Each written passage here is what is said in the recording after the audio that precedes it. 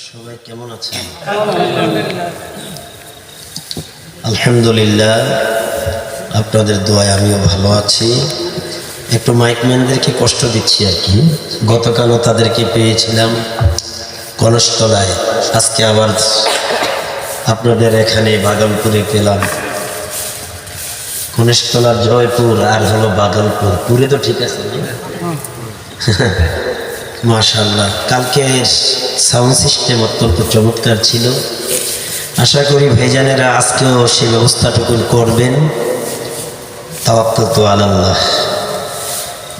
বাগালপুরবাসী সমস্ত মোটামুটি আপনাদের মোটামুটি ছোট যদিও না, আবার তেমন বড়ও না, মধ্যম এমনটাই হতে পারে। আমি এখানে এসে পা রেখে যা অনুভব করলাম, সেই অনুপাতে কিন্তু উপস্থিতি তেমন না, ঠিক নয় কথা? আমরা অনুভব করতে পারি যে এখানে সমস্যাটা কোন জায়গায়। আমি অনুরোধ করব, এই মাহফিলটা বৎসরে একবার না, আগামী দিন আবার হবে এখানে একবার, তাও আবার রাতের কিছু সময়, ঠিক না ভাই? একটি রাতের কিছু সময় যদি আমরা আল্লাহর কোরআনের জন্য সময় না দিতে পারি, আমাদের মতো এত হতভাগা, আপনি এই দিকটা চলে আসেন, আপনি আমার কাছে থাকতে হবে এদিকে, আমাদের মতো এত হতভাগা দুর্ভাগা আর কেউ হতে পারে বলে আমি মনে করি না। কি বলেন, ঠিক নয় নাকি? আপনারাই এই গ্রামে, আপনাদেরকে ছাড়া আর কোনো পুরুষ আছে নাকি এলাকায়? এই গ্রামে আর পুরুষ আছে? তাহলে মনে হয় তারা অসুস্থ, বাসায় আছে। মনে করবেন না অসুস্থ শুধু শারীরিক অসুস্থ, কিছু কাল্বিক অসুস্থ আছে। কাল্বিক অসুস্থ হলো যাদের অন্তর ভালো না, উপর দিয়ে ফিটফাট, দেখলে মনে হবে যেন মাশাআল্লাহ দারুল উলুম দেওবন্দ থেকে আসছে অথবা আল আজহার থেকে আসছে, হাকিকাতান ভিতরে জিনিস নাই। এরকম কিছু কাল্বিক রোগী আছে না নাই? এই ওয়াজটা কিন্তু তাদের জন্য। কারণ অন্তর যদি ভালো না হয়, ওপরে যত সুরত আপনার থাকুক, আপনি একুরেট না, আপনি সুস্থ না। তাইলে সুস্থতা দুই ধরনের, একটা হলো কাল্বিক সুস্থতা, আর একটা হলো শারীরিক সুস্থতা। শারীরিক সুস্থতা আছে কিন্তু কাল্বিক সুস্থতা নেই, সে হইল সবচেয়ে বড় অসুস্থ। এই জন্য কোনো বুজুর্গানে দিন বলতে, দিল ভালো যার সব ভালো তার। এই প্রবাদটা মনে রাখবেন, দিল ভালো যার। ছোট্টবেলায় যখন আপনাদের মতো মাহফিল শুনতাম, আমাদের এক এলাকার বুজুর্গ আলেম বলছিল, তখন বুঝতাম না যে উনি কি বললেন, বুঝার মতো সেই সেন্স তখন হয় নাই, এরকম ছোট্ট ছিলাম। দিল ভালো যার সব ভালো তার। নেক্সটে যখন লেখাপড়া করতে গিয়ে কিতাব স্টাডি শুরু করলাম, সর্বপ্রথম এই ব্যাপারে সূরাতুল বাকারায় পেয়ে গেলাম 3টা আয়াত। একটি আয়াতে বলা হচ্ছে সুম্মুন বুকমুন উমিয়ুন, সূরা বাকারার বোধহয় 10 নম্বরের আয়াত।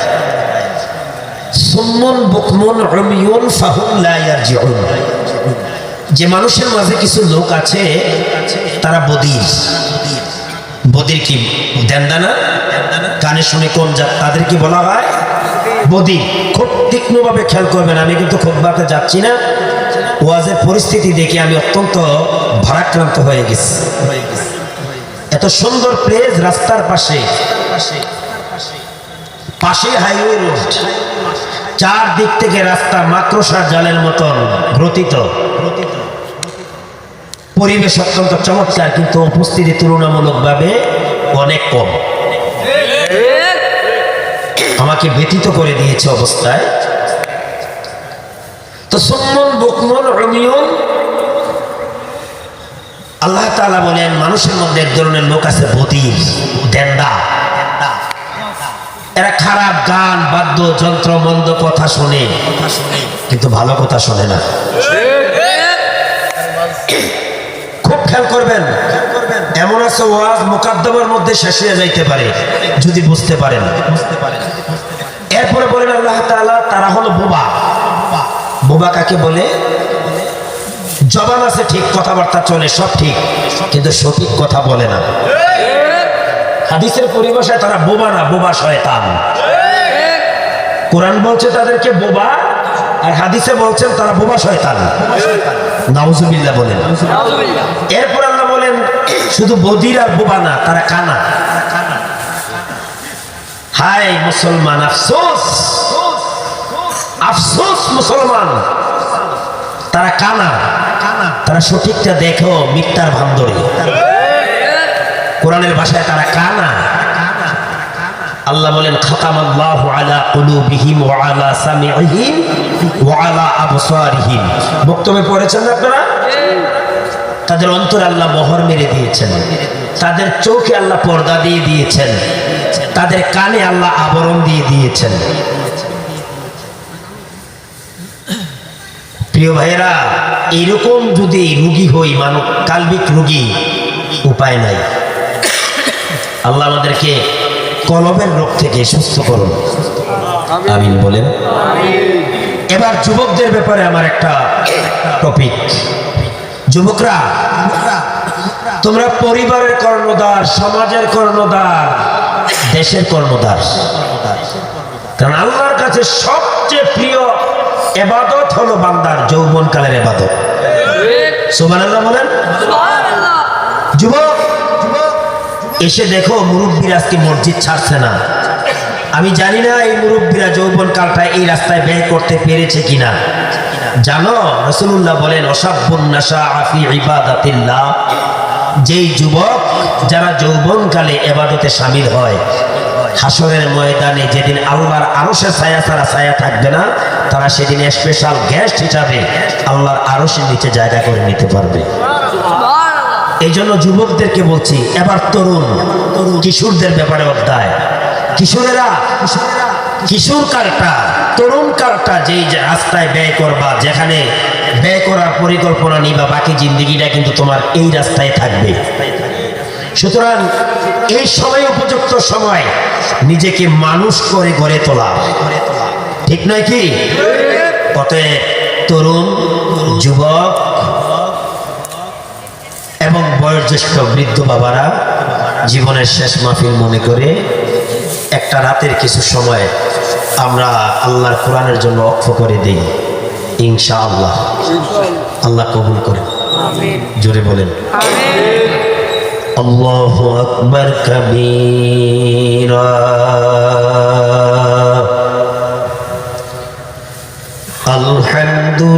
আলহামদুলিল্লাহি কাসীরা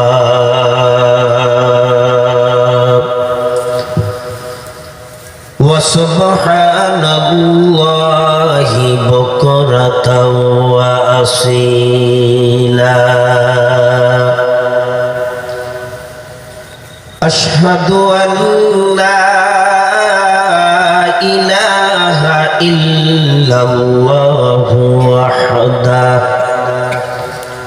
ওয়াহদাহু লা শারীকা লাহু ওয়া আশহাদু আন্না সাইয়্যিদানা ওয়া সানাদানা ওয়া হাবিবানা وحبيب ربنا وطبيبنا وطبيب قلوبنا وأولانا ومولانا محمد صلى الله تعالى عليه وعلى آله وأصحابه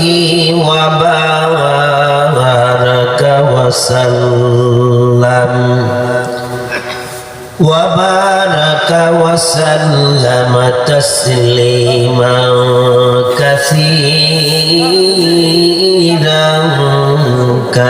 كثيرا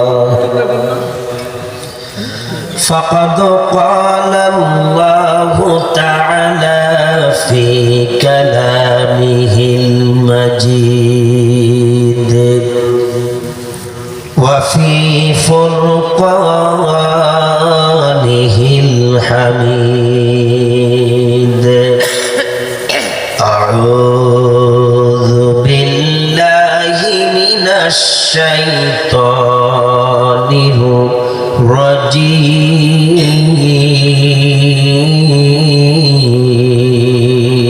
الرجيم بسم الله الرحمن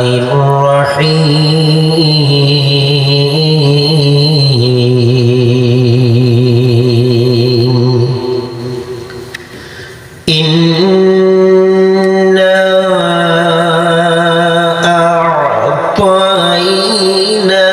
أعطيناك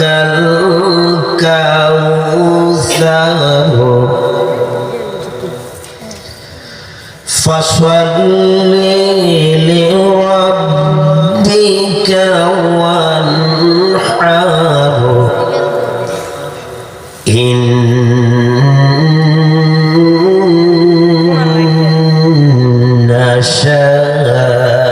شانئك هو الأبتر وقال تعالى وأنفقوا مما رزقناكم من قبل أن يأتي أحدكم الموت آية أخرى صدقت يا رب العالمين قال رسول الله صلى الله عليه وسلم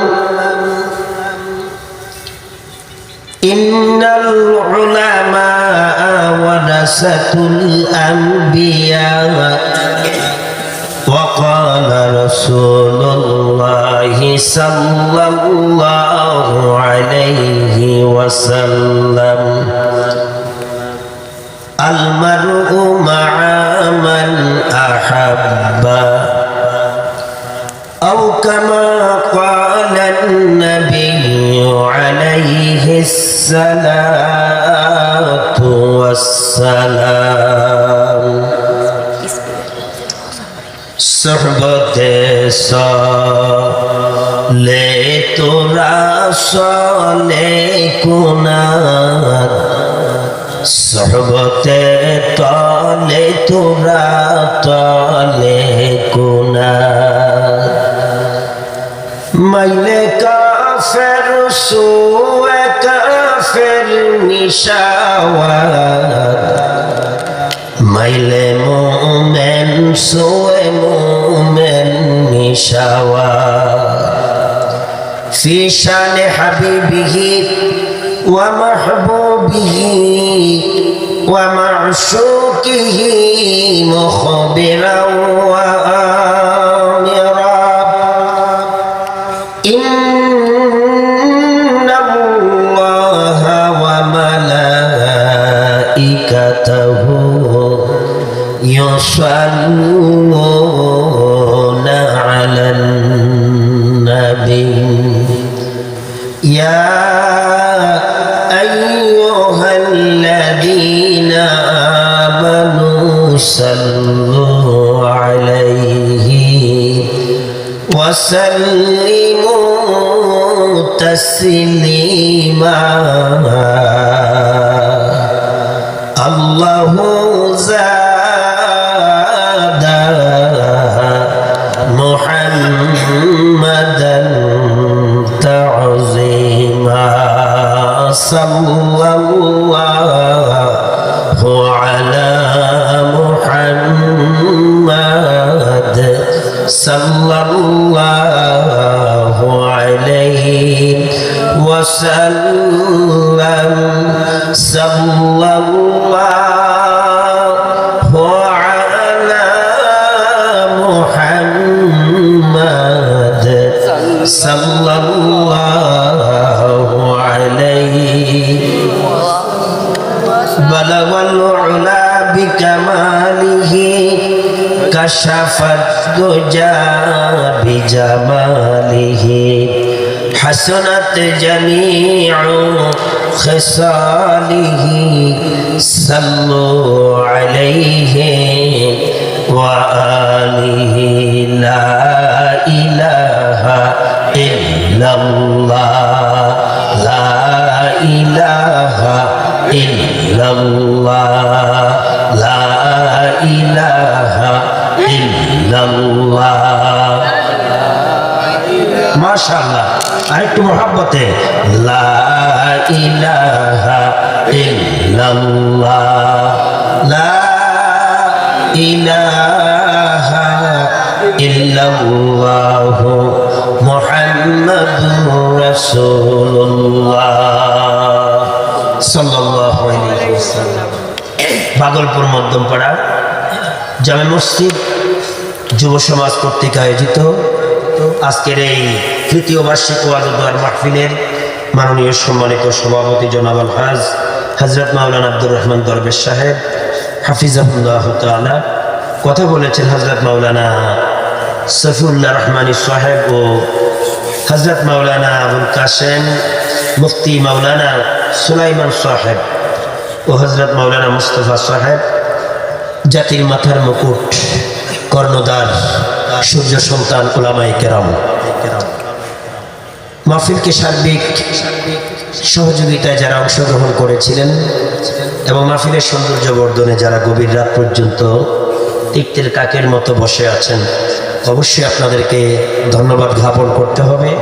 পর্দার অন্তরালে যে সকল মা ভগ্নীগণ কুরআনুল কারীমের অমীয় বাণী শ্রবণার্থে নিদ্রাহীনতায় এখনো জাগ্রত আছেন, আপনাদেরকে ধন্যবাদ জানিয়ে আল্লাহ পাকের দরবারে আমরা সমস্বরে কৃতজ্ঞতার বাক্য কালিমাতুশ শুকর আদায় করে জবান ছেড়ে বলছি আলহামদুলিল্লাহ। আর একটু মহব্বতে বলছি আলহামদুলিল্লাহ। সরকারে দো আলম নূরে মুজাসসাম আশরাফুল আম্বিয়া নবীকুলের সম্রাট সর্বশেষ এবং সর্বশ্রেষ্ঠ রাসূল মুহাম্মদ আরবি সাল্লাল্লাহু আলাইহি সাল্লামের প্রতি অসংখ্য দরুদ। সম্মানিত হাজিরিন, এই এলাকার যারা একসময় আপনাদের মতো এই রাস্তাঘাটে বিচরণ করতো, মসজিদ আসতো, বাস হাট বাজার করত, তাদের মাঝে অনেকেই আমাদের মাঝে নাই। কি বলেন? না, এলাকার মানুষ মরে না, আমরা তাদের আত্মার স্মরণ করছি। আল্লাহ তাদেরকে মাফ করে দেন। পাশাপাশি আমরা যারা জীবিত আছি আমাদেরকে আল্লাহ ক্ষমা করেন। আমাদের গুনাহ আসেনি? একজন নিষ্পাপ থাকলে যদি দাঁড়ায় বলতে পারেন, তাহলে আপনার কাছে আমি মুরিদ হব যে আমার গুনাহ নাই।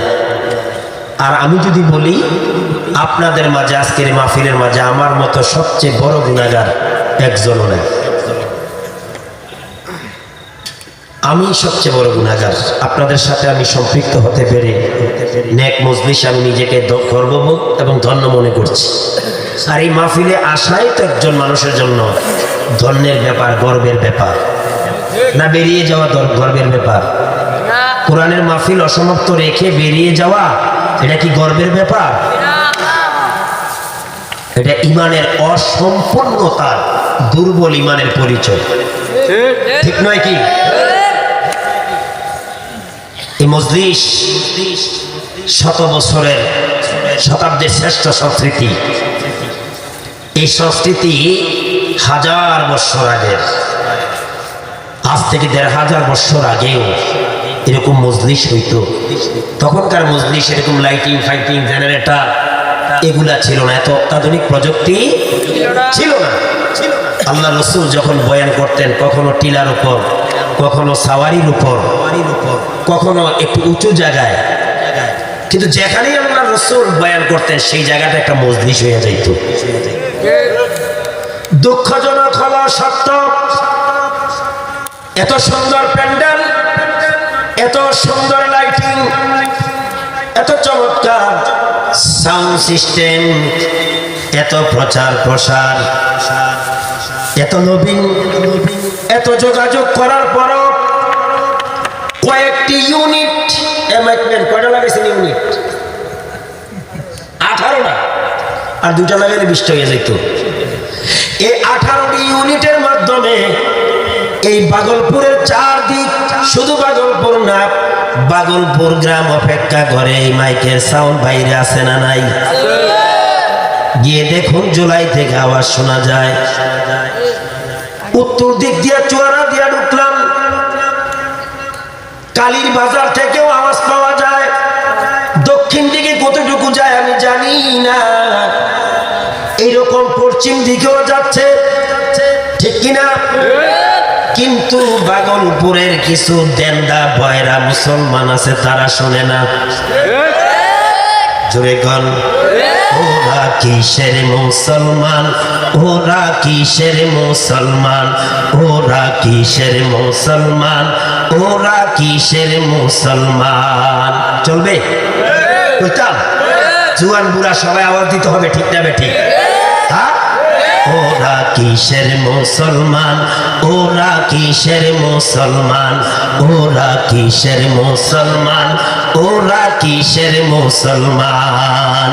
এ দুনিয়ার মুহে পড়ে কতক মুসলমান, এ দুনিয়ার মুহে পড়ে কতক মুসলমান।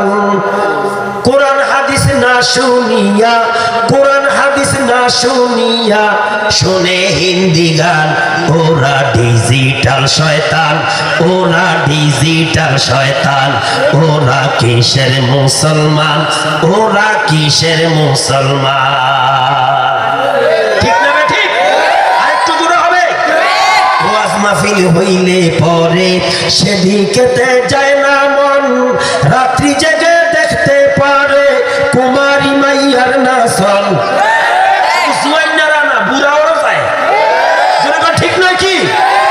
মাহফিল হইলে পরে সেদিকেতে যায় না মন, রাত্রি জেগে দেখতে পারে নায়ক নায়িকার নাচন। 2 আঙ্গুলের চিপায় আবার, 2 আঙ্গুলের চিপায় আবার বিড়ি মারে টান। আকিস বিড়ি লয়ে যায়, আকিস বিড়ি। ঠিক নয় কি? ওরা কিসের মুসলমান, ওরা কিসের মুসলমান, ওরা কিসের মুসলমান, ওরা কিসের মুসলমান। নামাজেরই কইলে কথা দেখায় কত অজুহাত, হাতে ব্যথা পায়ে ব্যথা আরো হইছে গিরাবাত। কেন? রুকু সিজদা দিতে গেলে, রুকু সিজদা করতে গেলে মাজায় লাগে টান। ওরা কিসের মুসলমান, ওরা কিসের মুসলমান, ওরা কিসের মুসলমান, ওরা কিসের মুসলমান। এ বাগালপুরের মুসলমান, কত বড় কিসমত মন্দ হলে, নসিব খারাপ হলে, ইমান কত দুর্বল হলে কোরআনের মাহফিল ফালাইয়া বাড়িতে থাকা যায়। ইমান কত নিস্তেজ হলে মাহফিল ফালাইয়া মাহফিলের বাজারে থাকা যায়। ইমান কত দুর্বল হলে মাহফিল সাইরা রাস্তায় বিচরণ করা যায়। ইমান কত খারাপ হলে আল্লাহর কোরআনের আলোচনা অপেক্ষা করিয়া রাস্তাঘাটে বাড়ি ঘরে লেফের নিচে কম্বলের নিচে থাকা যায়। তুমি নিজেকে ইমানদার দাবি করবা, নিজেকে মুসলমান দাবি করবা, আর তুমি আল্লাহর কোরআনের আলোচনা রসুলের আনুগত্য ছাড়িয়া নিজের স্বাধীন মতো চলবা, তাকে মুসলমান ইমানদার বলা চলে না। জোরে কোন ঠিক কিনা? তুমি যদি ইমানদার হও, যদি ইমানের দাবিদার হও, তাহলে আল্লাহ তাআলার ঘোষণা শোনো, উদখুলু ফিস সিলমি কাফা তুমি ইসলামের মধ্যে দাখিল হয়ে যাও, পরিপূর্ণভাবে অনুপ্রবেশ করো। ওয়ালা তাত্তাবিউ খুতুওয়াতিশ শাইতান, তাগুদের ইত্তেবা করিও না, শয়তানের ইত্তেবা করিও না। ইন্নাহু লাকুম আদুউম মুবিন।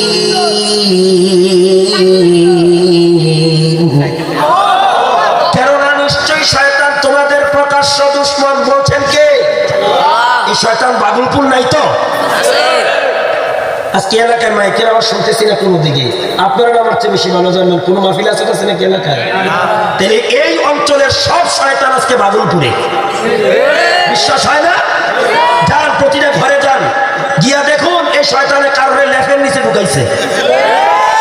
গিয়ে দেখুন দোকানপাটে এই শয়তান মাহফিল থেকে দোকানে বসাইয়া রাখছে। গিয়ে দেখুন রাস্তার মোড়ে মোড়ে অবস্থান করছে এই শয়তান, তাদেরকে সেখানে ওয়াসওয়াসা দিয়ে রাখছে। ঠিক নয় কি? বললেও ঠিক, না বললেও ঠিক। কারণ শয়তান চায় না আল্লাহর বান্দারা কোরআনের মাহফিলে আসো। শয়তান চায় মাহফিল চাইরা বাইরে ঘুরে। এবার আপনাদেরকে প্রশ্ন করব, এই মাহফিলের আয়োজন কি শয়তানের খুশির জন্য? জবাব দেন, কার খুশির জন্য? যদি আল্লাহকে খুশি করার জন্য এই মাহফিলের ইন্তেজাম করেন, কমস কম ভাগলপুরের মুসলমান যারা মাহফিলে আসার ক্ষমতা রাখে, সুস্থ সবল একটা মুসলমানও ভাগলপুরের ঘরে বাড়িতে থাকতে পারে না। পরীক্ষা হবে আজকে, হায়ার অ্যান্টিবায়োটিক দেওয়া হয়েছে, থার্মোমিটার। কারা মুমিন? কাদের মধ্যে ঈমানের বিন্দু মাত্র লেশ আছে? আল্লাহর কসম, এই ঈমানি থার্মোমিটার দেওয়ার পরে ঈমানদারেরা বাড়ি ঘরে থাকবে না। তার প্রমাণ দেখাতে হবে বাদুলপুরবাসী।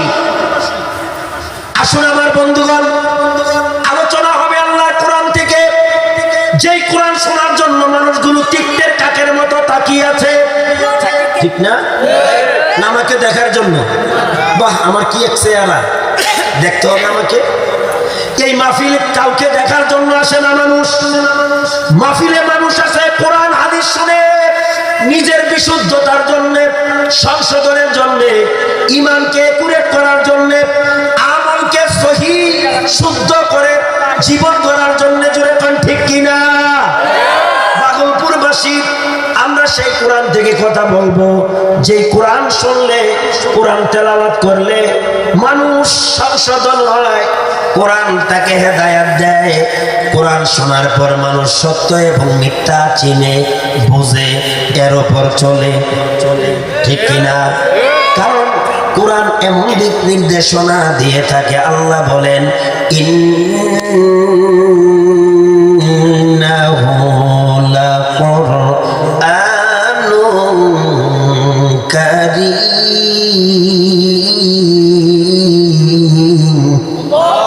জোরে আওয়াজ দিতে হবে। আরে যারা বাইরে ঘুরতেছে দুর্বল ইমানদাররা, তারা তো ভাবতেছে প্যান্ডেলে লোক নাই। আমাকে এই আওয়াজ শুনলে তারা এটাও বলতে পারে ভালো হয়েছে আমরা না গিয়া, লোক নাই প্যান্ডেলে। আমরা আছি না নাই? তো কিভাবে জানাই দিবেন? আমার তেলাওয়াত কিন্তু আয়াত যেখানে শেষ হবে, আমি বৃদ্ধ বুঝি না, যুবক বুঝি না, কিশোর বুঝি না, এই যে ছোট্ট মাসুম বাচ্চাগুলো বসে আছে, সবাই সমস্যরে তাকবীর দিতে হবে, আল্লাহু আকবার বলে। পারবেন ইনশাআল্লাহ? কিভাবে দিবেন? আল্লাহু আকবার বলো, আল্লাহু আকবার, আল্লাহু আকবার। আপনাদেরকে একটু প্র্যাকটিস করে দিছি, আপনারা বলতেছেন না? এটা কি আমার প্রশংসা? আব্দুল রহমান সাহেবের প্রশংসা? কার প্রশংসা? এখানে কার বড়ত্ব? আল্লাহ বড় না ছোট? শুধু বড় না, অনেক বড়। তাহলে আল্লাহ আকবার আওয়াজটা তত বড়ই হওয়ার দরকার, যেমন আল্লাহ বড়। ঠিক নাকি? আরো জোরে বলেন আল্লাহু আকবার বলো, আল্লাহু আকবার, আল্লাহু আকবার। মাশাআল্লাহ, এই তো হয়ে গেছে। আল্লাহু আকবার বলো, আল্লাহু আকবার, আল্লাহু আকবার। অমধুর নামটি নিলে হৃদয় হার আসে ও মধুর নামে সুখ নেমে আসে ও মধুর নামটি নিলে এ হৃদয় হাসে ও মধুর নামে সুখ নেমে আসে ও নামের তুলনা মিলে না মিলে না ও নামের তুলনা মিলে না মিলে না তুলনা নাই নাই নাই তুলনা নাই নাই নাই এসো না আল্লাহ নামে গান গাই এসো না মন প্রাণ জুড়াই এসো না মন প্রাণ জুড়াই অসুবিধা হয় অসুবিধা হয় আল্লাহু আকবার বলো আল্লাহু আকবার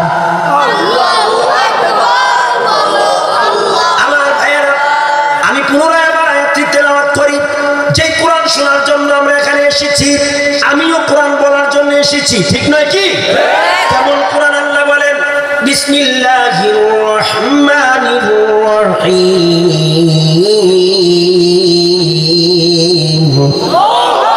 যুবক ভাইরা আমি আপনাদের সহযোগিতা কামনা করছি একটু হেল্প করবেন মনোযোগ দিয়া এটাই হলো সহযোগিতা আর দোয়া করেন আল্লাহ যেন দয়া করে যদি বেরিয়ে যান কপাল মন্দ যদি মাহফিল ছেড়ে যান কিসমত খারাপ ঠিক নয় কি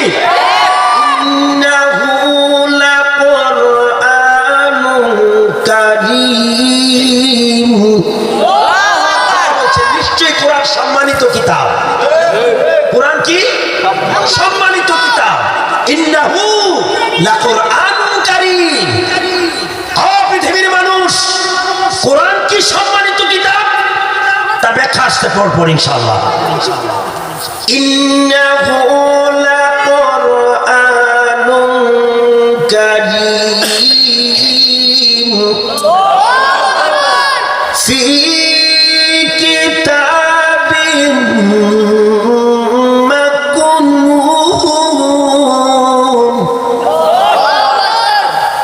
লা ইয়ামাসসুহু ইল্লাল মুতাহহারুন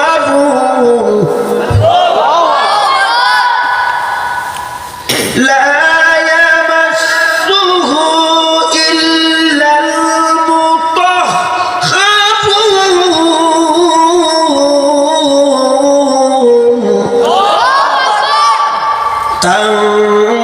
তানসীলুম মির রাব্বিল আলামিন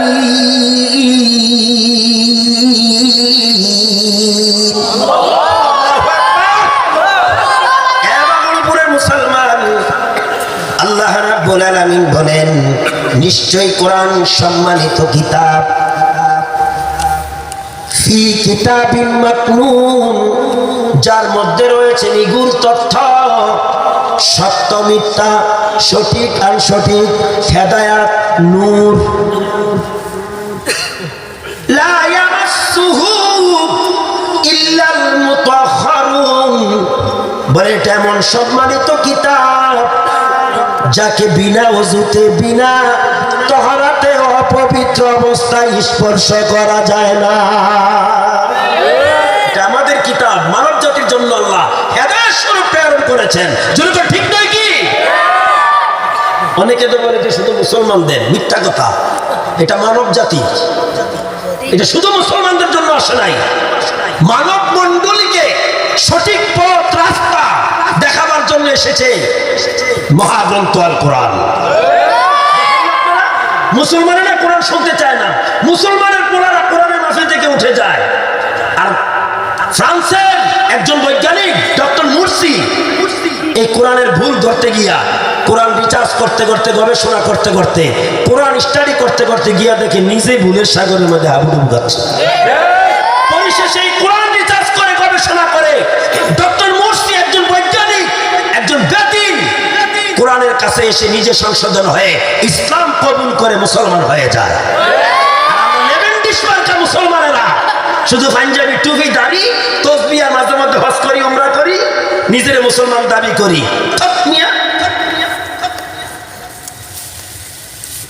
কত হাজি উমরাও করে, বদমাশিও করে, কত মুসলমান দান খয়রাতও করে, চাঁদাবাজিও করে, ঠিক নয় কি? কত মুসলমান নামাজও পড়ে, জেনা ব্যভিচার ছাড়ে না। সাতার মুসলমান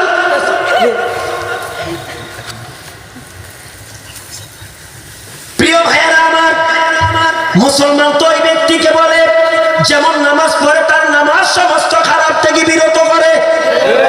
দেখি আমার কথা, নামাজ পড়লা, বদমাশি ছাড়লা না, চুরি ছাড়লা না, মুনাফিকি ছাড়লা না, চুকুলগিরি ছাড়লা না, টেন্ডারবাজি ছাড়লা না, চাঁদাবাজি ছাড়লা না, জেনা ব্যভিচার ছাড়লা না, সুদ ছাড়লা না, ঘুষ ছাড়লা না, এটা তোমার নামাজ না, তোমার বাটপারি। বলছেন ইন্নাস সালাতা তানহা আনিল ফাহশাই ওয়াল মুনকার, নিশ্চয় নামাজ সমস্ত খারাপ থেকে ফিরাইয়া রাখে। আমি বলছিলাম কোরআনের কথা।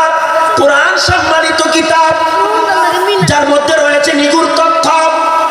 যারা এই কোরআনের তথ্য উপাত্ত অনুসন্ধান করে, কোরআনের গাইডলাইন মোতাবেক চলে, শুধু লেবাস থাকে না, তার অন্তরও ভালো থাকে। আমাদের মধ্যে এক ধরনের লেবাস চলে আছে না নাই? উপর দিয়া ফিটফাট, ভিতরে বাংলাটার কি, টুপি আছে, দাড়ি আছে, পাগড়ি আছে, তসবি আছে, কিন্তু বাটপারিও আছে। আছে না নাই? আমার মতন কিছু মৌলবীও আছে। মাশাআল্লাহ নাই নাই, চলো আলেম নামের কতক দেখো, টাকার মুহে পড়িয়া স্বার্থের পিছে দৌড়াইতেছে, কোরআন হাদিস ছাড়িয়া। আওয়ামকে, সাধারণ মানুষকে কত ধোঁকাতে দেয়, এর মৌলবী আছে না নাই?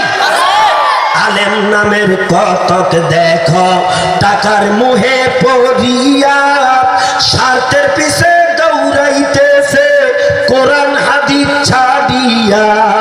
জিহাদ ছেড়ে ধরছে ওরা, জিহাদ ছেড়ে ধরছে ওরা, দরবেশেরই বান, ওরা লেবাসি শয়তান, ওরা সুরতি শয়তান।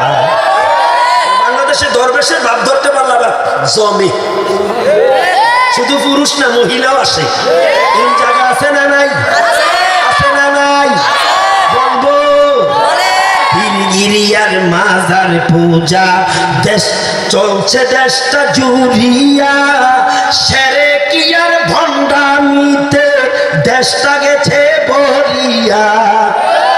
লেবাসোলাকে কথা বলি, ভিতরে কোনো মাল নাই, কিন্তু দরবার খুললে কারবার চলছে। যেরকম ঠিক কিনা? পীরগিরিয়ার মাজার পূজা চলছে দেশটা জুড়িয়া, সেরে কি আর ভণ্ডামিতে দেশটা গেছে ভরিয়া। গাজার কলকি টান মারিয়া, গাজার কলকি টান মারিয়া দেখায় খাজার শান, ওরা শিক্ষিত শয়তান, ওরা শিক্ষিত শয়তান। মুসলমান ইমানদার, কোরআন আল্লাহর পক্ষ থেকে দৌলত, অফুরন্ত নিয়ামত, এমন নিয়ামত। এই কোরআনের মজলিসে যারা আসে, কোরআনের কারণে তাদের ঈমান শুধু বর্ধিত হতে থাকে। জাদাতহুম ঈমানা, তাদের ঈমান বাড়াইয়া দেয় কে? কিসের কারণে? কোরআনের কারণে। বলেন কিসের কারণে? এজন্য আল্লাহ বলছেন ইন্নাহু লাকুরআনুন কারীম, নিশ্চয়ই কোরআন সম্মানিত কিতাব। কোরআন যেমন সম্মানী, একটা মানুষকেও সম্মান। কিসের কারণে? একটা মানুষকেও সম্মানী করে কে? এজন্য হাদিসও এসেছে, খায়রুকুম মান তাআল্লামাল কুরআনা ওয়া আল্লামা, তোমাদের মধ্যে ওই মানুষটাই সর্বসর্বা যিনি কোরআন শিখায় এবং শিক্ষা যারা নেয় তারা। সুবহানাল্লাহ বলতে হবে। আজকে জজবা স্ত্রী আমাদের মধ্যে কইমা গেছে একটু। শীত তো অন্য দিনের মধ্যে নাই, যে শীতে কনকন কাশি খনখন। কি আগের মতো শীত আছে? আগের দিনের মতো কয়েকদিন যেরকম শীত গেছে ডালাও পাবে। প্রিয় ভাইয়েরা, এই কোরআনের মধ্যে নিগুড় তথ্য উপাত্ত রয়েছে আমাদের জন্য, মানুষকে মানুষ বানাবার জন্য। কোরআনের মধ্যে ফর্মুলা আছে না নাই? যদি এই ফর্মুলা না থাকতো, উমরের মতো লোক রসুলের গর্দান উড়াইয়া দিবে। গর্দান কেট কাটতে এসে নিজের গর্দান ইসলামের জন্য দিয়ে দিয়েছিল। ঠিক নয় কি? এই বকুলপুরের মুসলমান, তোমরা তো সেই উমরের উত্তরসূরি, তোমরা কিভাবে বাড়ি করে ঘুরো? লা ইয়ামাসসুহু ইল্লাল মুতাহহারুন। এই কোরআন এমন সম্মানী, যাকে বিনা ওযুতে ধরা ছোঁয়া যাবে না। আল্লাহু আকবার বলবেন না? তানজিলুম মির রাব্বিল আলামিন। এটা তোমার রবের পক্ষ থেকে দেয়া, তোমার আল্লাহর পক্ষ থেকে দেয়া কোরআন। আলহামদুলিল্লাহ বলতেন না? যেমন তুমি দিলে জমিন, দিয়েছ আসমান, সুখের সমাজ গড়তে দিলে, তেমনি কোরআন তোমার দয়া ফুরান, দয়া ফুরান, দয়া ফুরান। কষ্ট হচ্ছে? আগে তো ভাইয়েরা উদীয়মান তোমরা, তোমরা আমার কাছে আসার দরকার, কারণ আমি তোমাদেরকে কলিজা দিয়া ভালোবাসি। আলহামদুলিল্লাহ বলে। সমাজের যুবক, দেশের যুবক, তরুণ কিশোররা যদি একুরেট হয়, একটা দেশ একুরেট হয়ে যায়। ঠিক নয় কি? এই জন্য তোমাদের দরকার। বাগলপুর আমার জীবনের নতুন, এই প্রথম, কিন্তু আইসা দেখি সব বাবার বয়সের, ইল্লা মাশাআল্লাহ কিছু যুবক মাঝে মধ্যে। কিন্তু যারা আসলা তোমরা আবার একেবারে পিছনে বসলা, এটা আমার আসলে আলোচনার মধ্যে একটু বিঘ্নতা সৃষ্টি করছে। কাছে আসলে ভালো হতো। কি কোন আপনারা, তার কাছে আসলে ভালো হইতো না? করতে পারবে ভাই, আমার কথা না, আল্লাহ সন্তুষ্টির জন্য দয়া করে কাছে আসে একটু জিকিরের সাথে। লা ইলাহা ইল্লাল্লাহ, লা ইলাহা ইল্লাল্লাহ,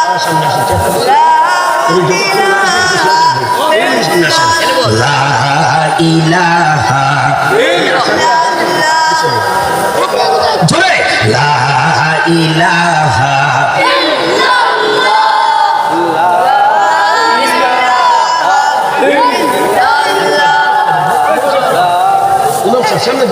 লা ইলাহা।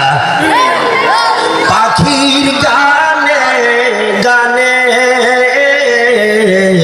হাওয়ার টানে টানে, ওই নামেরই সুর শোনে মন, ওই নামেরই সুর শোনে মন, হলে আপন হারা। লা ইলাহা, সমস্যা রে, জবানকে বন্ধ রাখবেন না। লা ইলাহা ইল্লাল্লাহ, লা ইলাহা ইল্লাল্লাহ। পাখির ঝাঁকে ঝাঁকে, নদীর বাঁকে বাঁকে, ওই নামেরই সুর শোনা যায়, ওই নামেরই সুর শোনা যায়, হলে পাগল পারা। লা ইলাহা ইল্লাল্লাহ। মাশাআল্লাহ, এই ঈমানকে রেনু করেন, ঈমানকে রেনু করেন, দুর্বল ঈমানকে সবল করা মেডিসিন। লা ইলাহা ইলাহা ইল্লাল্লাহ মুহাম্মাদুর রাসূলুল্লাহ। পড়ি সাল্লাল্লাহু। কষ্ট হচ্ছে? মাশাআল্লাহ, প্যান্ডেল পরিপূর্ণতা লাভ করতেছে আস্তে আস্তে। ওই যে ইমানের থার্মোমিটার দিয়েছে, আমি ইতিমধ্যে বলেছি, ইমানদারেরা, ইমানদারেরা, মুমিনেরা আল্লাহর জিকির যখন তাদের কানে পৌঁছে, ওয়াজিলাত কুলুবুহুম, তাদের অন্তরে কম্পন পয়দা হয়ে যায়। দেখেন না মাঝে মধ্যে পৃথিবী লাড়া পড়ে না? ঠিক মুমিনের অবস্থা এমন হয়, আল্লাহর জিকির যখন তাদের কান স্পর্শ করে তাদের কলিজায় কম্পন জারি হয়, হৃদয়ে ক্রন্দনরত হয়ে যায়। কিসের লেপ আর কিসের কম্বল, কিসের ছাতা চা দোকান সব ফেলে দিয়ে মুমিনের আল্লাহর জিকিরে শামিল হয়ে যায়, তারা হলো ঈমানদার। জীবন ঠিক না? এই জাকিরিনদের মজলিস ত্যাগ করে ঈমান গেছে, ঈমান গেছে। আপনি মানেন আর না মানেন, কোরআন থেকে হাদিস থেকে চিকিৎসা নেন। যদি চিকিৎসা নিতে পারেন চরিত্র হবে আবু বকরের, চিকিৎসা যদি নিতে পারেন চরিত্র হবে উমরের, কোরআনের চিকিৎসা যদি নিতে পারেন খাব্বাব, খুবাইব, আম্মার ইবনে ইয়াসার, বেলাল, সুমাইয়া, খানসা, নুসাইবা হবেন।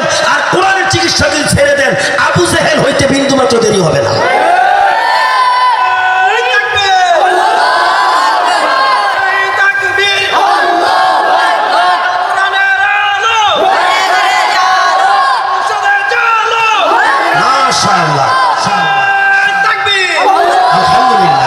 আলহামদুলিল্লাহ, এটা তো মুসলমানের তাকবীরের আওয়াজ, জোরে করে ঠিক কিনা?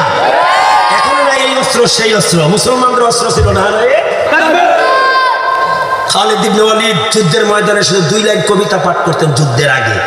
এই 2 লাইন কবিতার আবৃত্তিতে কাফেরেরা হাত পা গুছাইয়া ময়দান ত্যাগ করতো বিনা যুদ্ধে বিজয়ে। আমরা সেই খালিদ ইবনে ওয়ালিদের উত্তরসূরি। প্রিয় ভাইয়ের, আমরা সেই কোরআনের ছোট্ট একটি সূরা, সূরাটির নাম সূরাতুল কাউসার, যা আমি খুতবাতে তেলাওয়াত করেছিলাম। আমি দেখলাম প্যান্ডেলটা অসম্পূর্ণ, আমার কাছে আনিজি যেন লাগছে। এখন মাশাআল্লাহ মোটামুটি চলে। আরেকটু যদি স্বয়ংসম্পূর্ণ করতে পারতেন আপনারাই সফল হইতেন, ঠিক নেই? এই সফলতা দেখে কিন্তু ইবলিসের সহ্য হবে না। কারে কোন দিক দিয়া মিসকল দেয়, যারে মারবে জাহান্নামে নিয়ে ছাড়বে। একটু আমরা আগে ইবলিসের ওয়াসওয়াসা থেকে পানা চাই কার কাছে? আলোচনার মূল পর্ব শুরু হলো, এতক্ষণ ছিল মুকাদ্দামা, ভূমিকা, ইন্ট্রোডাকশন, চলে গেছে পুনে। ঠিক নয়? আমার এত বড় কিসমত, এসার পর আইলো দেখি মাহফিল শূন্য, রাত্রে 9টায় 9:30 আসলো দেখি মাহফিল এলোমেলো। আমি এমন এক লোক, এলোমেলো মাহফিল দেখলে আলোচনা করতে পারি না, আলোচনা এলোমেলো হয়ে যায়। আউযু বিল্লাহি মিনাশ শাইতানির। পড়েন, এটা এমন মেডিসিন, এভাবে যদি কেউ পড়ে, আল্লাহ বিতাড়িত শয়তানের ওয়াসওয়াসা থেকে তোমার কাছে পানা চাই, আল্লাহ তাআলা মুক্তি দেন। আমিন। এজন্য প্রতিটা নেক কাজের আগে আউযু বিল্লাহি মিনাশ শাইতানির রাজিম বলা উচিত, ঠিক কিনা? বিসমিল্লাহির রাহমানির রাহিম। পরম করুণাময় আল্লাহর নামে শুরু করছি। ইন্না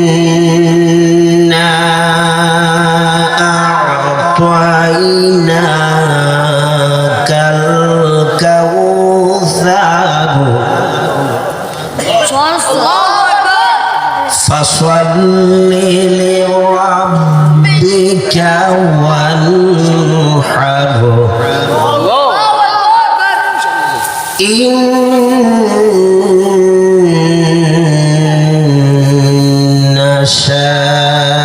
শানিআকা হুয়াল আবতার। মাত্র 3টি আয়াত। কয়টি আয়াত? আল্লাহ তাআলা বলেন, সবার দৃষ্টি আকর্ষণ করছি, আর দৃষ্টি নাড়বেন না দয়া করে। অনেক কষ্ট হয়েছে প্যান্ডেলটাকে আমাকে গুছাতে, তার সাক্ষী আপনারা। আল্লাহ বলেন, নিশ্চয়ই ও পয়গম্বর, আমি আপনাকে কাউসার দান করলাম, কাউসার দিলাম আপনাকে। ফাসল্লি লিরাব্বিকা ওয়ানহার। আপনি আপনার রবের উদ্দেশ্যে নামাজ প্রতিষ্ঠা করেন, নামাজ। ওয়ানহার। আর আপনি ইমানের মেহনত করেন, ইমানের পথে মানুষকে দাওয়াত দেন, যে দাওয়াত আজকে বাগলপুরের তারা দিয়েছে। যদিও হাকিকাতান এই দাওয়াত দেওয়ার কথা ছিল বেদিনদের কাছে, বিজাতিদের কাছে। দুঃখজনক হলো আজকে এই দাওয়াত দেওয়া হচ্ছে ইমানদারের কাছে, এরপরও ইমানদারেরা গার মোর্চা দিয়া মাহফিল থেকে বাহির হয়। দুঃখজনক হলো সত্য। এই দাওয়াতি কাজ করার কথা ছিল হিন্দু, বৌদ্ধ, খ্রিস্টান, ইহুদি, নাসারা, নাস্তিকদের কাছে, কিন্তু এই দাওয়াত হচ্ছে আজকে মুসলমান ইমানদারের কাছে, এরপরও ফাঁকি মারে। ও পয়গম্বর, আমি আপনাকে কাউসার দিলাম, আপনি নামাজ প্রতিষ্ঠা করেন আর ইমানের পথে মেহনত চালিয়ে যান। ইন্না শানিআকা হুয়াল আবতার, নিশ্চয়ই নিশ্চয়ই যারা আপনাকে আবতার, নির্বংশ, লেজ কাটা, শিকড় কাটা বলছে, আপনি না, বরং যারা বলছে তারাই শিকড় কাটা, লেজ কাটা, নির্বংশ, তারাই আবতার। এই ছিল তেলাওয়াতকৃত 3টি ছোট্ট আকারের আয়াত বিশিষ্ট সূরা, সূরা আল কাউসার। আসুন বন্ধুগণ, তরজমার পরে সূরাটা কখন, কেন, কোন পর্যায়ে, কোন অবস্থায় নাজিল হলো, আসবাবুন নুজুলুল আয়াত, নুজুলিল আয়াত, তার শানে নজুল, অবতীর্ণের প্রেক্ষাপট একটু ধারণা দেয়া যাক, তাহলে আলোচনা শুনতে আরো সহজ হয়ে যাবে আমাদের কাছে। যেহেতু আমরা গ্রাম অঞ্চলের মানুষ, সহজ সরল মানুষ, ঠিক না? কিন্তু সহজ সরলের মধ্যে মাঝে মধ্যে এমন বেকা, ওরে বাবারে জিলাফির মতন ফেসাই না, আছে না নাই? আবার এক দাগ বেশি বুঝে, ঠিক না? গ্রামের মানুষ উদারপন্থী, কোমলমতি, সরল, এজন্য সরল ভাবে বুঝার জন্য, সহজ ভাবে বুঝার জন্য সূরাটার শানে নজুল, নাজিলের প্রেক্ষাপট সম্বন্ধে একটু ধারণা দেয়া যাক। আপনারা কি জানেন আল্লাহর নবীর কয়জন সন্তান ছিল? কারো ধারণা আছে? জানা নাই? নবীজির 4 জন ছেলে ছিল, কয়জন? মেয়েও কয়জন? তাহলে 4 কয়জন? সবচেয়ে মজার বিষয় হলো এই 8 জন সন্তান সবগুলা ছিল হযরতে খাদিজার উদরের। মারহাবা বলেন। নবীজির 11 জন স্ত্রী ছিল, কতজন জানেন তো আপনারা? 11 জন স্ত্রীর মধ্যে প্রথমা সহধর্মিনী আহালিয়া, নবীজির অর্ধাঙ্গিনী ছিলেন হযরতে খাদিজা। খাদিজা জীবিত থাকতে একটা স্ত্রীও আল্লাহর রাসূল বিবাহ করে নাই। বিবাহ তো দূরের কথা, বিবাহের চিন্তাও রাসূল করে নাই। একটু আবেগ তৈরি করেন, আবেগ, বিবেক দিয়ে পর্যালোচনা করেন। এখানে একটা কথা স্মরণ রাখবেন, বর্তমান আমার দেশে ঘরে স্ত্রী থাকার পর একটা পুরুষ দ্বিতীয় বিয়ে করার পরিকল্পনা করেনি? 2 কারণে করে, কইতাম নি?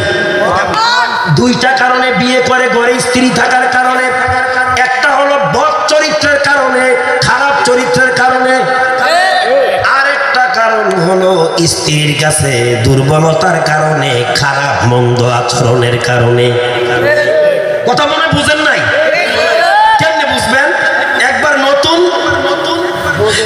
পুরুষ যেই ঘরে স্ত্রী আছে, স্ত্রী থাকা সত্ত্বে যেই পুরুষ দ্বিতীয় বিয়ের চিন্তা করে, বুঝতে হবে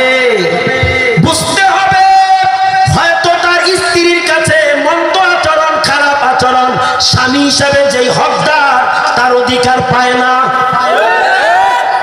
আর না হয়তো কিছু পুরুষের বৎস্বভাব আছে, ঘরে সুন্দরী রূপসী স্ত্রী থাকার পরও অন্য নারীর দিকে তাকায়। আমার রাসূল খাদিজাতুল কুবরা যখন ওনার কাছে ছিলেন স্ত্রী হিসাবে, খাদিজাতুল কুবরা থাকতে রাসূল বাকি 10টা বিয়ে করবেন তো দূরের কথা, কোনোদিন বিবাহের চিন্তাও ওনার মেধায় ছিল না। কেমন স্ত্রীরা ছিল, কেমন স্ত্রীরা ছিল? এ বাগালপুরের আমার মায়েরা কেমন স্ত্রী ছিল? আজকে তো আমরাও হুজুর দিনের মেহনতে বাহির হই, প্রাইভেট কার লইয়া, বক্সি লইয়া, নোহা লইয়া, হেলিকপ্টার লইয়া, বিমান দিয়া বাসায় ফিরলে রাত্রে 12টা 1টায় আসি, নক করতে করতে জীবন শেষ, দরজা বন্ধ। দীর্ঘ সময় পর দরজা খুলে, দরজা খোলার পরও আমাদের কিছু স্ত্রী আছে সোজা যাইয়া বিছানায় শুয়া থাকে। বেচারা হতভাগা, ভুক্তভোগী কোথায় থেকে আসলো খবরটাও লয় না। স্ত্রী একটা আসি একাধিরা আরে কোন কোন হুজুরের স্ত্রীর চেয়ে রিক্সার ড্রাইভারের স্ত্রী ভালো। আমি চ্যালেঞ্জ ছড়ে দিয়ে বললাম, রিক্সার ড্রাইভারের স্ত্রী ভালো কোন কোন আলেমের স্ত্রী থেকে। কৌমেলুতে আহলিয়ারা কাফেরা, ফেরাউনে আহলিয়ারা তহেরা, ফেরাউনে আহলিয়ারা তহেরা, কৌমেলুতে আহলিয়ারা কাফেরা। ফামুসাল্লাযী রাব্বাহু জিবরাইলু কাফিরুন ওয়া মুসাল্লাযী রাব্বাহু ফিরআউনু মুরসালুন। হযরতে লূত নবীর ঘরের স্ত্রী ছিলেন কাফেরা, বেদিনা। ভালো করে বুঝেন, দলিল ছাড়া কোনো কথা নাই। ফেরাউন কাফের, কিন্তু ওনার স্ত্রী ছিলেন আবেদা, সালেহা, মুমিনা, খালেসা, ওয়ালিয়া, তাকিয়া, মুবাশশারা। জোরে কোন ঠিক কিনা? জানেননি ফেরাউনের স্ত্রীর নাম? জানেননি? ওমা, আমরা তো সব ওয়াজি হয়ে রয়েছে মাশাআল্লাহ। এই কারণে আপনারা প্যান্ডেলে ঢুকছেন। আরে যারা বুঝে তারাই তো আসে। জোরে কোন ঠিক কিনা? যারা বুঝে না তারা ভাগে। কথা কয় না কা? তো আসে না, বরং বাইচা যায়। ঠিক নয় কি? আর যদি কারণ না থাকে এরা পালায়। কারণ না থাকলে সুযোগ খোঁজে। জোরে বল ঠিক কিনা? বুঝে না এই কারণে। জোরে বলো ঠিক না বা ঠিক? মুসলমান ইমানদার, ফামুসাল্লাযী রাব্বাহু জিবরাইলু কাফিরুন ওয়া মুসাল্লাযী রাব্বাহু ফিরআউনু মুরসালুন। আরেকটা উদাহরণ শুনেন, আরেকটা দৃষ্টান্ত শুনেন। মুসা আলাইহিস সালামের জামানায় দুই ব্যক্তির নাম ছিল মুসা। কথা শুনতেছেন আপনারা? হট্টগোল করবেন না, গুরুত্বপূর্ণ কথা। মুসা আলাইহিস সালামের নাম শুনছেন? তিনি বলছেন বনি ইসরাইলের ৭০,০০০ পয়গম্বরের শ্রেষ্ঠ পয়গম্বর। কিন্তু সবচেয়ে বড় কথা হলো আমার নবী হলেন সর্বসর্বা পয়গম্বর, আশরাফুল আম্বিয়া, সকল নবীদের সর্দার, নেতা, সম্রাট। মুসা আলাইহিস সালাম বনি ইসরাইলের নবী ছিল, শ্রেষ্ঠ নবী, ইসরাইল বংশের শ্রেষ্ঠ নবী। আর আমাদের নবী হলো নবীদেরও নবী। ঠিক নেই? এটা রাখতে হবে। বনি ইসরাইলের শ্রেষ্ঠ নবী মুসা। ৭০,০০০ বনি ইসরাইল বংশে নবী পাঠিয়েছিলেন আল্লাহ, পয়গম্বর পাঠিয়েছিলেন। এর মধ্যে শ্রেষ্ঠ ছিল মুসা। এই ক্লাসে কি সবার নম্বর প্লেস থাকে? ১ থেকে ৭ পর্যন্ত প্লেস। এর মধ্যে ১ নাম্বার আছে না? এর মধ্যে ধরে নিতে পারেন ৭০,০০০ বনি ইসরাইলের নবীদের মধ্যে প্লেসে ছিল হযরতে মুসা ১ নাম্বার। ওই জামানায় আরেকজন মুসা ছিল, সে ছিল মুসা ওরফে সামিরি। আর পয়গম্বর মুসা ছিলেন মুসা ইবনে ইমরান। এক মুসা ছিল অবৈধ সন্তান, আরেকজন মুসা ছিল আল্লাহর সাহায্যে বাধা অতিক্রম করা, সমস্ত বেড়া পরিহার করে জন্ম নেওয়া ইমরানের সন্তান মুসা। একজন হলো পয়গম্বর, আরেকজন হইল কাফের। বলেন নাম কি? তুই একই নাম, কিন্তু একটা হইল কাফের আর একটা হলো পয়গম্বর। মজার বিষয় হলো যিনি পয়গম্বর হলেন তিনি ফেরাউনের ঘরে লালিত পালিত হইয়া হলেন পয়গম্বর। আরেকজন মুসা উরফে সামিরি, সে ছিল অবৈধ সন্তান, তৎকালীন যুগে পিতৃ পরিচয়হীন সন্তান। আপনারা কি বলেন? জারজ সন্তান। আরেকটা ভাষা আছে হারামজাদা না হারামজাদা? হ্যাঁ, ওইটা ছিল হারামজাদা, অবৈধ। সমাজের মানুষেরা তার মাকে সমাজ থেকে বের করে দিল প্রেগনেন্ট অবস্থায়। সে যাইয়া কোনো পাহাড়ের পাদদেশে জঙ্গলে এই সন্তানটাকে ভূমিষ্ঠ করলো, জন্ম দিল। প্রসব হওয়ার পর তাকে নিয়ে অত্যন্ত দুঃখ দুর্দশায় আছে। কিন্তু অবৈধ সন্তান হওয়ার পরও তার চেহারা ছিল খুব স্মার্ট। জিবরাইল আমিন এই সন্তানটার দুর্দশা দেখিয়া আল্লাহর কাছে ফরিয়াদ করলেন, আল্লাহ দোষ তো তার বাবার এবং মার, বাচ্চারা তো কোনো দোষ করে নাই, এভাবে অবহেলায় বাচ্চারা নষ্ট হয়ে যাবে। তুমি যদি অনুমতি দাও এই বাচ্চাটাকে আমি জিবরাইল আমার কাছে রাখিয়া লালন পালন করব, সে আমার স্বভাব চরিত্র পাবে, ফেরেশতার বৈশিষ্ট্য পাবে। কিন্তু দুর্ভাগ্যজনক হলো সত্য, জিবরাইলের কাছে লালিত পালিত হইয়া এই দুষ্টরা হইল কাফের। কুফর শব্দের অর্থ জানেন না? অস্বীকারী। কাফের শব্দের অর্থ এটা হলো আল্লাহর অবাধ্য। আর কাফের ফেরাউনের ঘরে লালিত পালিত হইয়া মুসা ইবনে ইমরান হলেন কি নবী? বলেন কেন এত দৃষ্টান্ত দিলাম? রিকশাওয়ালার ঘরের স্ত্রী কোন কোন আলেমের ঘরের স্ত্রীর চেয়ে ভালো, বুঝে আসে নাই মনে হয়? আরো কিছু বলা লাগবে না? এত এত বলার সময় নাই, টাইম যে চলে যেতেছে, ঠিক না? আমার ভাইয়েরা বুঝবেন তারা যারা মনোযোগী। তো খাদিজাতুল কুবরার কথা বলছিলাম, নবীজির একমাত্র স্ত্রী, যিনি জীবিত থাকতে নবীজি বাকি 10 জন তো বিবাহ করবেন দূরের কথা, চিন্তাও করেন। তার নাম কি? খাদিজা। বলেন তার নাম কি? রাদিয়াল্লাহু তাআলা আনহা। এটা আপনাকে বাগলপুরের খাদিজা নামিয়া, ওই খাদিজার নাম বলার সাথে সাথে বলতে হবে রাদিয়াল্লাহু তাআলা আনহা, কারণ এরা ছিল আল্লাহর সন্তুষ্টি জিন্দেগি, আল্লাহ তাদের জিন্দেগির উপরে সন্তুষ্ট ছিল। আর আমগো খাদিজার উপরে সন্তুষ্টি নিষ্ঠার ইবলিস। রাগ করছেন আপনারা? কিছু খাদিজার চলার স্মার্ট লক্ষণ দেখলে শয়তান খালাতো বোন বলে স্বীকৃতি দেয়, এইটাই আমার তালতো বোন, ঠিক নয় কি? হযরতে খাদিজা এমন ধন্য, এমন ধন্যা, এমন ধন্যা, এমন ভাগ্যবতী, 4 জন ছেলে 4 জন মেয়ে এই খাদিজার উদর থেকে ভূমিষ্ঠ হয়েছিলেন। মারহাবা বলেন।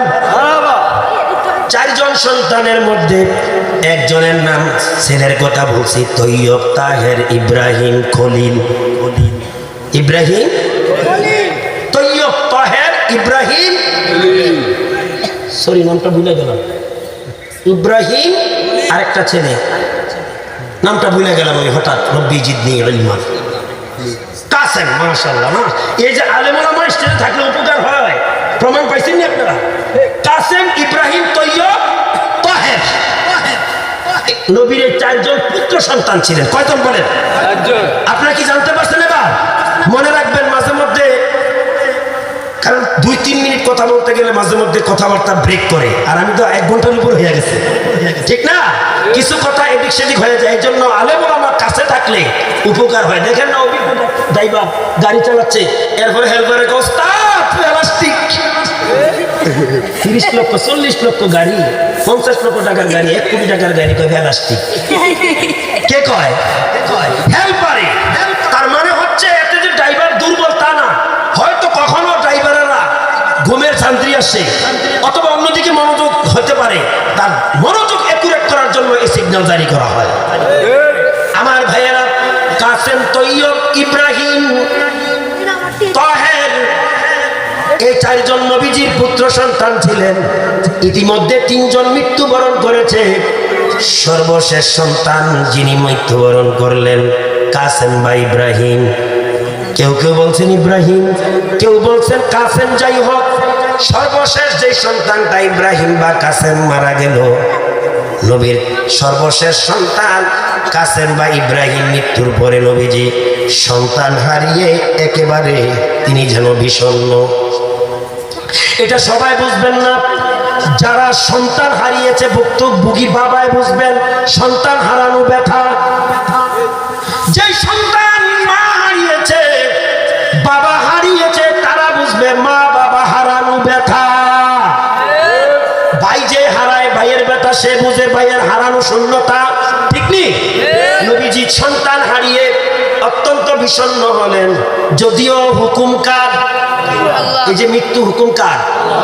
ওয়া মা কানা লিনাফসিন আন তামুতা ইল্লা বিইজনিল্লাহ, ইল্লা বিইজনিল্লাহি কিতাবান মুআজ্জালা। চালা। মৃত্যু কার হুকুম? এই ভাগলপুরের ভাইয়েরা, মৃত্যু কার হুকুম? মৃত্যু কার হুকুমে আসে? যখন কারো মৃত্যু নির্ধারিত সময় হয় তখনই মৃত্যু আসে, এক সেকেন্ড আগেও না পরেও। এটা কার বিধান? এবার নবীর সন্তানগুলো মৃত্যুবরণ করেছে, এটা কার হুকুম? কিন্তু পয়গম্বরের সন্তান মারা গেল আল্লাহর হুকুমে। নবীজি সন্তান হারা ব্যথায় ব্যতীত, এটা স্বাভাবিক। নবীর মনে ব্যথা, সাহাবীরাও ব্যতীত। এরই মধ্যে নবীজি মসজিদে হেরেম অর্থাৎ বাইতুল্লাহ কোনো এক প্রান্তে, কোনো এক কিনারায়, কোনো এক প্রান্তে বসে সন্তানের ব্যথায় ব্যতীত হয়ে তিনি বিষণ্ণ অবস্থায় আছে। একটু দূরেই অবস্থান করছে আবু জেহেল এবং তার সাঙ্গ পাঙ্গরা। শুনুন, কাফেরেরা কত বড় কুলাঙ্গার ছিল, কত বড় ধাম্বিক ছিল। আর কোরআন হাদিস বিরোধী যারা, তারা এমন চরিত্রের হয়। আবু জেহেল তার সাঙ্গ পাঙ্গরা এক প্রান্তে, পুত্র হারাস পয়গম্বর আরেক প্রান্তে। নবীজি অত্যন্ত বিষণ্ণ। আবু জেহেলের অবস্থা, তার স্থান থেকে একজন আবু জেহেলের সাঙ্গ, তাফসিরে জালালাইন থেকে বলছি, ইবনে কাসিরের মধ্যে আসছে, আবু জেহেলের একজন সাঙ্গ পান্ডা, তার নাম ছিল আস ইবনে ওয়াইল। কি নাম? কি বললাম? আস ইবনে ওয়াইল নামক একজন কুলাঙ্গার আল্লাহর নবীর বিষণ্ণতা দেখিয়া নবীর কাছে গেলেন। নবী ভেবেছিলেন এই বিষণ্ণ অবস্থায়, সন্তান হারা বেদনা অবস্থায় বোধহয় আমার প্রতি উদারতা প্রকাশ করবে, দুঃখ প্রকাশ করবে। কিন্তু না, নবীর পাশে যাইয়া বলছে, মুহাম্মদ কি ব্যাপার, তুমি এমন মনোমলিন্য, এত বিষণ্ণ দেখা যায় তোমাকে? আপনি কি শুনেন নাই আমার ছেলে কাসেম অথবা ইব্রাহিম মৃত্যুবরণ করেছে? সে যেন খুশি হয়ে গেছে। নাউজুবিল্লাহ বলতেন না? যে জায়গায় রাসূলের প্রতি দুঃখ প্রকাশ করা, শোকটা প্রকাশ করা, মনে হলো যেন তার প্রতিভা, সে খুশি। নাউজুবিল্লাহ বলেন না? দেখবেন আমাদের মুসলমানদের মধ্যে এই বদ স্বভাবের কিছু লোক আছে, হয়তো তার সাথে কোনো সময় মনোমালিন্য হয়েছে, প্রতিপক্ষের উপর যদি কোনো বিপদ আসে ওই অসভ্যটায় খুশি হয়। এরকম অসভ্য মুসলমান আছে না নাই? এটি কাফেরদের বৈশিষ্ট্য, কাফেরদের চরিত্র। যে জায়গায় মাশহুর সাহাবী হাফিজুল হাদিস আবু হুরায়রা থেকে একটা হাদিস আছে, আল্লাহ রাসূল থেকে তিনি বর্ণনা করেছেন, লিল মুমিনি আলাল মুমিন সিত্তু খিসাল, এক মুমিনের উপর আরেক মুমিনের দায়িত্ব 6টা। এর মধ্যে একটা হলো কোনো মুমিন বিপদে পড়লে তাকে সাহায্য সহযোগিতা করা, আহ্বান করলে তার ডাকে সাড়া দেওয়া, দুঃখে সুখে তার সহযোগী হওয়া। জোরে কন্যা সুবহানাল্লাহ। প্রেজেন্টে অ্যাবসেন্সে তার ভালো দিকটা আলোচনা করা আর তার জন্য দোয়া করা। আর আমরা ওই কাফের মার্কা মুসলমানগুলা, ওই কুলাঙ্গার মার্কা কাফেরগুলার মতো আমরা এক মুসলমানের দুঃখ দেখলে আরেকজনে উল্লাস করি, মিষ্টি বিতরণ করি। দেখলেন না আল্লামা সাঈদী রহমাতুল্লাহ আলাইহি, ওনার যেদিন ফাঁসির রায় হলো তথাকথিত ক্যাঙ্গারু আদালতের মাধ্যমে, এই দেশের তথাকথিত কিছু মুসলমান নামদারি কুলাঙ্গার মিষ্টি বিতরণ করেছিল। ঠিক কিনা?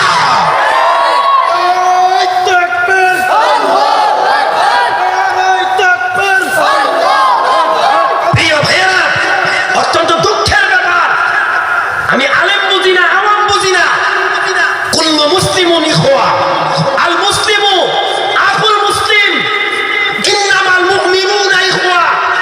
হাদিসও আসছে, কোরআনেও আসছে, মুসলমানেরা ইমানি সূত্রে, ইমানি গঠিত ভাই ভাই। তাহলে এক ভাই বিপদে পড়লে আরেক ভাই মিষ্টি খাই কি? আপনারা কি ঘুমাই আছেন নাকি? বরং এক ভাই যখন বিপদে পড়বে আরেক ভাই যাইয়া তাকে ঝাঁপিয়ে পড়ে উদ্ধার করবে, তার বিপদে সহযোগিতা করবে। এটা হলো মুসলমান ইমানদারের পরিচয়। ঠিক নয় কি? যারা মুমিন মুসলমানের বিপদে আরেক মুসলমান হাসে, উল্লাস করে, এগুলা কাফের কুলাঙ্গারদের চরিত্র। যদি এই বৈশিষ্ট্য, এই মুভমেন্ট আপনার মাঝে আসে, ইসলামী লেবাস ছাড়েন, মুসলিম সমাজ ছাড়েন, দৌরাঙ্গি ছোড় দে, এক রাং হাও যা সারাপা মুম্বাল ইয়ে সাং হো যা। ইমান ও ইসলাম যদি ভালো লাগে, মুমিনের মতো গলে জাতির শ্রেষ্ঠ সন্তান মুসলমান হও। আর ইমান ইসলাম যদি ভালো না লাগে, অভিনয় করিও না, অভিনয় ছাড়িয়ে কপালে তিলক দিয়ে হিন্দুস্তানে চলে যাও। ঠিক নয় কি? কথাগুলো একটু কর্কশ হয়ে যাচ্ছে, এটা আমার কথা না, মুসলিম দার্শনিক কবি সাহিত্যিক ডক্টর গালিব বলেছেন এই কথা। দো রঙ্গি ছোড় দে এক রং হো যা সারাপা মুম্বান ইয়ে সাং হো যা।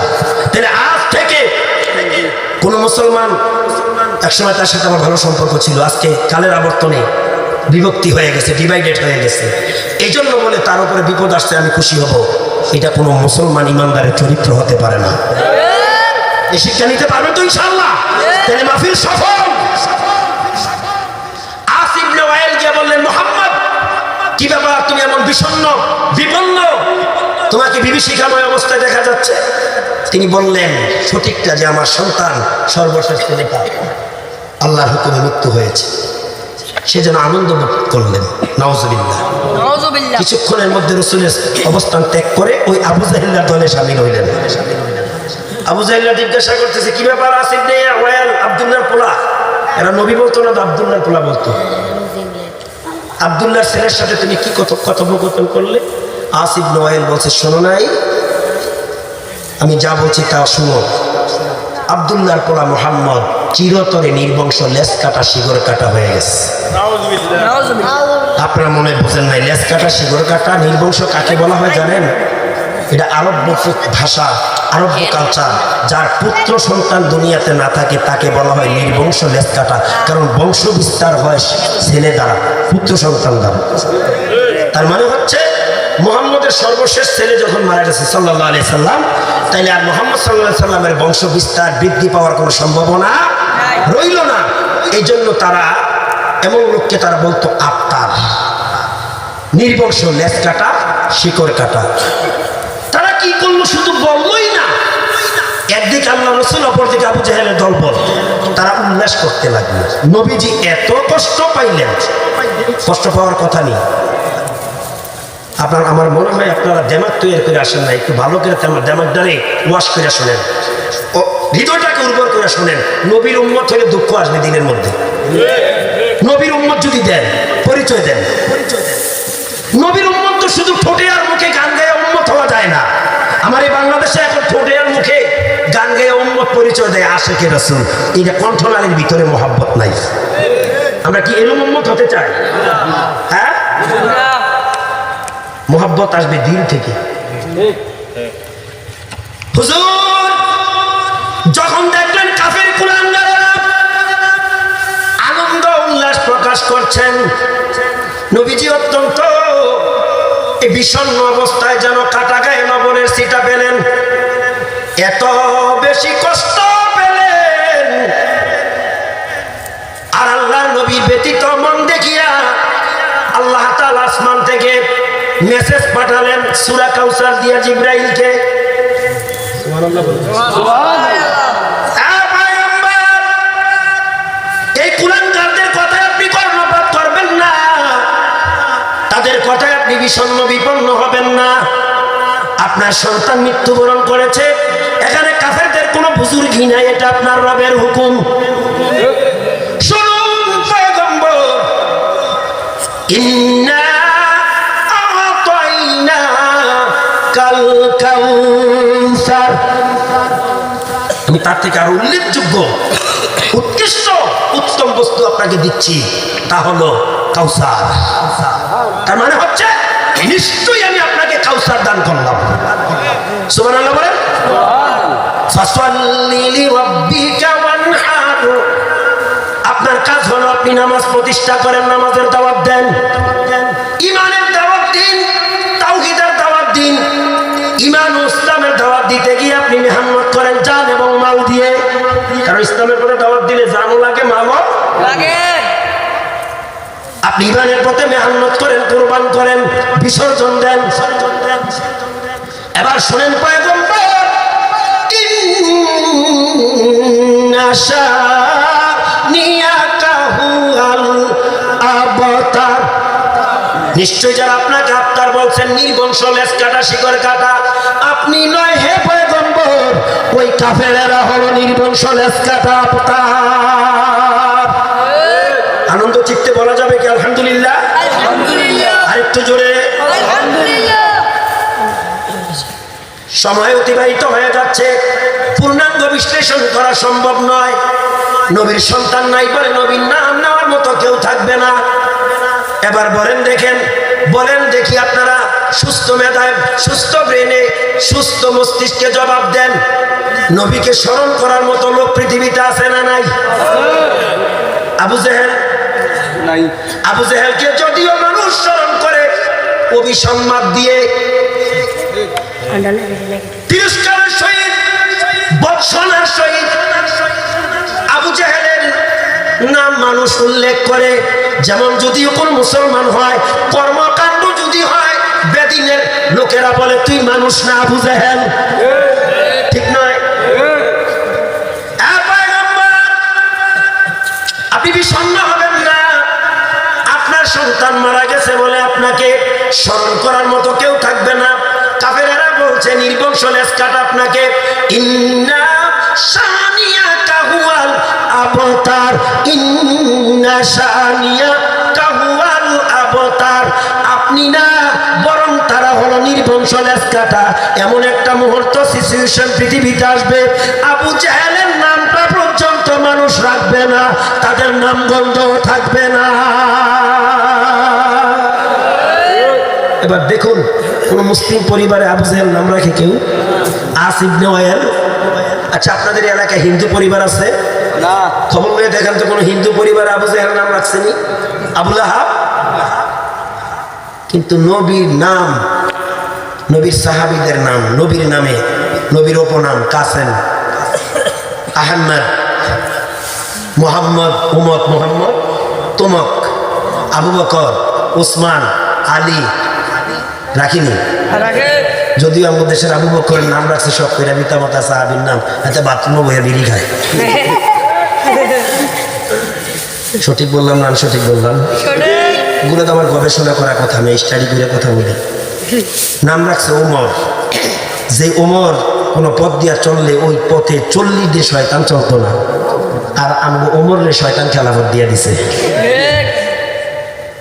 হেতারে দেখলে শয়তান পর্যন্ত গৌরী বাবা, আমি কি শয়তান? এই অমিরাই না শয়তান, আসেনি না? পয়গম্বর যারা আপনাকে বলছে আপনার নাম গন্ধ কিছুই থাকবে না, আমি আল্লাহ বলে দিলাম কিয়ামত পর্যন্ত আপনার নামের উপরে লক্ষ লক্ষ অনুসারী, কোটি কোটি অনুসারী আসবে এবং যাবে। এমনকি আপনার মহব্বতে তাদের জান এবং মাল বিসর্জন দিতে তারা দ্বিধাবোধ, ঠিক নেই? দেখুন তো আসেনি? নবীর নামে, নবীর মহব্বতে মানুষ জীবন দেয়, নবীর অপমানে না মানুষ শহীদ হয়, নবীর অপমানে মানুষ জান এবং মাল দিয়া প্রতিবাদ করে। শুধু কি তাই, আবার একদল আমাদের মাঝে আছে নবীর প্রেমের গান গাইয়া স্টেজ কাফায়। যাই হোক, নবীর স্মরণে, নবীর মহব্বতে অন্তরে থাকুক আর না থাকুক, এই শ্রেণীর ইমানদার আছে না নাই? আজকে লক্ষ লক্ষ কোটি কোটি নবীর অনুসারী পৃথিবীতে। মুসলমানের পরিবার তো দূরের কথা, মুসলমানদের চিরশত্রু ইহুদিদের বংশে গোষ্ঠীতে কওমে আবু জেহেল নাম কেউ রাখে না।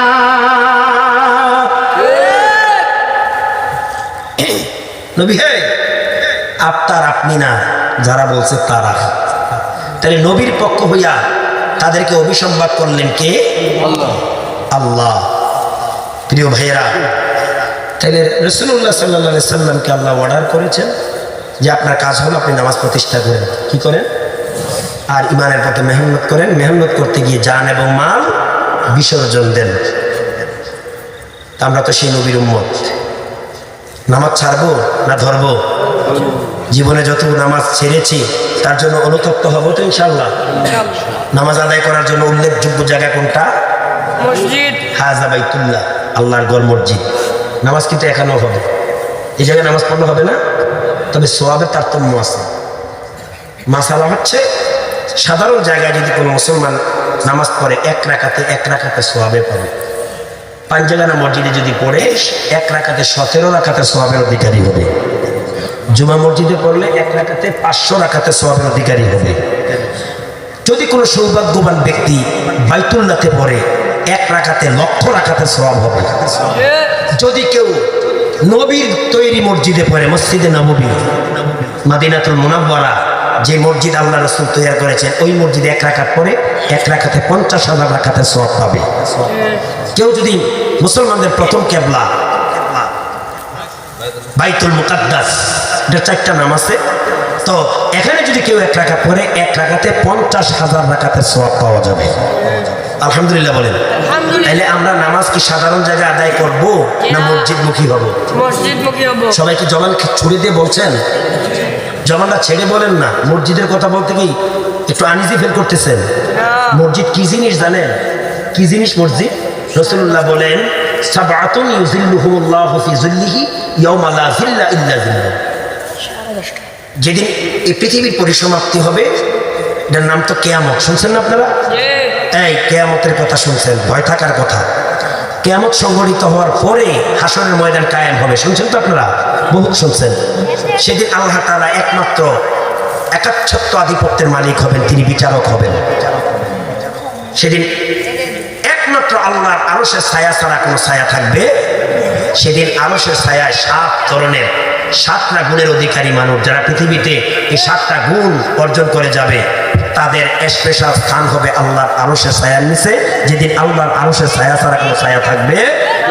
এর মধ্যে ওয়ারাজুলুন কলবুহু মুআল্লাকুন বিল মাসজিদি ইদা খারাজা মিনহু হাত্তা ইয়াউদা ইলাইহি। যেই ব্যক্তির আল্লাহর ঘর মসজিদের সাথে সম্পর্ক স্থাপন করবে, তাদের স্থান হবে আল্লাহর আরশের নিচে। একটু জোরে সোরে বলেন না মারহাবা। মারহাবা। আলহামদুলিল্লাহ। আল্লাহু আকবার। وقال رسول الله صلى الله عليه وسلم من بنى لله مسجدا بنى الله له بيتا في الجنة। পয়গম্বর আরো বলেন, যারা এই ঘর মসজিদ বানাবে, দুনিয়াতে মসজিদ নির্মাণ করবে, আল্লাহ তাদের জন্য জান্নাতে বালাখানা প্লট বরাদ্দ দিবেন। জোরে বলেন মারহাবা। এই জন্য মসজিদের নামটা মুখে নিতে একটু মুহাব্বতের সহিত বলেন, মসজিদ, বাইতুল্লাহ, আল্লাহর ঘর। সূরা তাওবার সম্ভবত 40 নম্বর আয়াত, আল্লাহ সেখানে বলছেন, ইন্নামা ইয়ামুরু মাসাজিদাল্লাহ, নিশ্চয়ই মসজিদ বানায় তারা মান আমানা বিল্লাহ, যারা আল্লাহকে বিশ্বাস করে। দেখুন তো আপনারা, দেখুন এই মসজিদের নির্মাণ কাজে যারা সহযোগিতা করে, সত্যিকারের ইমানদার বলেই তারা সহযোগিতা করে।